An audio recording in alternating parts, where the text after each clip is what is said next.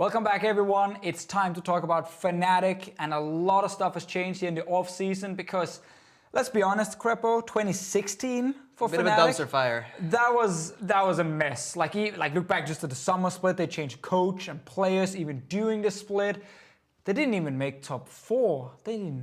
They lost in the quarterfinal. Like, this was super disappointing if you look at how good Fnatic has been in the past. The 3-0 stomp by H2K was the final nail in the coffin. Fnatic 2016 summer did not look anywhere close to what Fnatic wants to look like. This is a prestigious organization in the European LCS, been part of every single split, wants to aim for top 3, wants to go to Worlds, and honestly, it was just a massive failure. And it's for that reason that we see now 4 roster changes, and if you count Nico de Pico, who came in very late in summer, 5 changes in that roster. Yeah, a lot of stuff has changed here.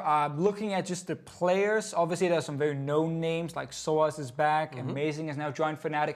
Jessis has returned. A lot of people might not remember him. He used to obviously be an AD carry back, and then he became a mid laner for SK Gaming, went to Worlds, then was gone, played on G2 a little bit and qualified. He was in Immortals now, being an analyst.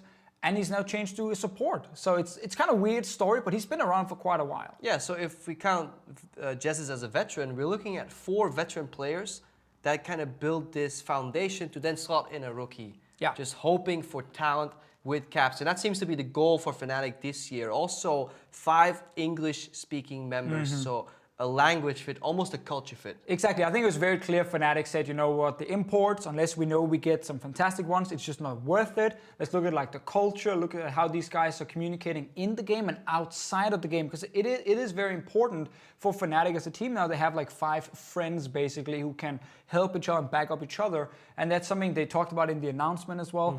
Obviously, we look at Soaz, vocal member for sure, has a ton of experience. Amazing, was always like one of the shot callers on his team, especially in the early to mid game. Jessis was picked because he has game knowledge and he's communicating better than some of the other supports they tried. So they have these guys here. If they're all on the same page on how to play the game, it's very clear that Fnatic then will actually focus on being a very strong, like, macro team, as we like to call it. Yeah, but that sounds very nice on paper. But then if you look into the individuals, for me, especially Soaz, for me, he's one of those players that is kind of too often defined by the history, kind of the legacy. Soaz, everybody always talks about him, massive champion pool, creative player, could really excel. But if I look at him last year, I saw a mediocre top laner that played overall pretty meta champions and had a few standout performances.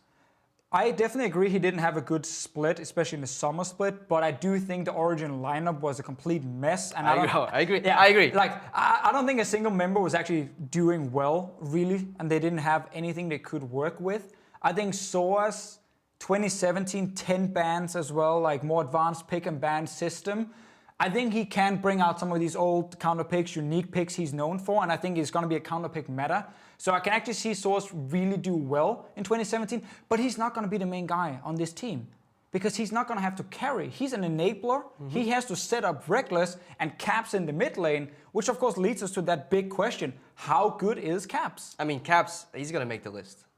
Definitely going to make the list. I knew you were going to say that. The good old Caps meme. But Krepo, honestly, you played against him in solo queue. You have obviously watched him a little bit. He was in Turkey as well. Or maybe he's too high now compared to you. I've played against him at one point in solo queue. 5 years ago. The problem with Caps is he stays at the top of the ranking in solo queue. Problem with me is I don't. So right now he's battling everybody else for that top 10, top 1 position. But Caps is an insanely talented prodigy. And that's what I like so much about this roster is that they went with one variable.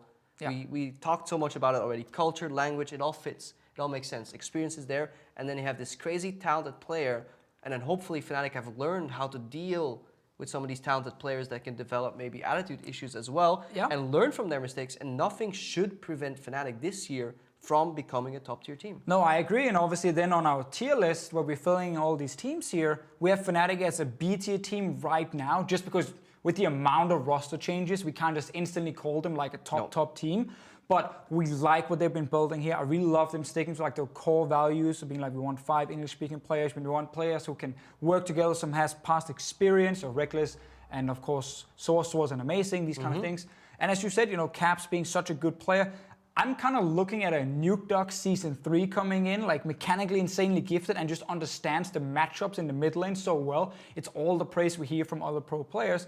I think this Fnatic lineup, they should click. I think they're clicking already. We just saw them, today, and they were all having fun together. They're going to be good. Yeah, they'll be good. Fnatic looking to retain former glory. Is Origen going to do the same? I'm afraid not. They're going to try. They're going to try 100%, but I think we have to realize now that Origen is no longer considered like a top tier organization. They have to settle for less than like the best players in Europe, where maybe in the past, 2015, when they were really good, they could pick some of the best. No longer the case, and we see that on the roster. It's honestly quite disappointing if we see where Origen started, the hype they had coming out of Challenger.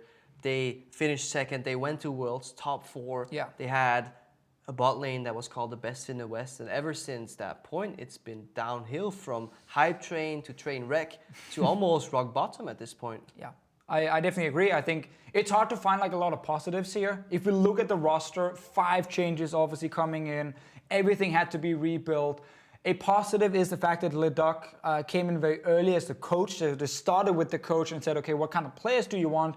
And he has a lot of experience from the EU Challenger Series. So he will know people like Sartorius and Hiva and Taps, but he's picking some of these players that didn't qualify on their own. And back then, were fine in Challenger, but never like were star players. Yeah, and that's honestly what I like about Origen from kind of a business point of view. We finally moved Expected out of that mid lane back into the managing position. They pick up their coach first, so it's infrastructure first, talent second. Yeah. And we know somebody like Sartorius would be a good team player in general. You talk very often about him being an enabler as well, just like Soaz. Yeah, I mean, I think he's the kind of guy who's really good in terms of communication. He understands like how to put pressure, when to teleport, and kind of help the entire team. It was why Origen wanted him as like the first player. But there isn't really any massive star player that he's enabling, that he's setting up to carry, because Taps of Season 4, like... It's long gone. It's long gone. We've seen him already here in LCS the last 2 years, in and out of LCS, honestly, and he never really left a mark. And also Nehun, the big question mark in the mid lane, like, this guy didn't win a single game in the LSPL. Not the LPL, no, the LSPL. And we have seen, like good players on bad teams before. What happens? You can be a great player, stuck in a really bad team, for example, North America, be a struggling support, wanting to prove that you're actually fantastic, but more often than not, it actually means that you're still a bad player. Yeah, you're just a bad player, that is just the thing.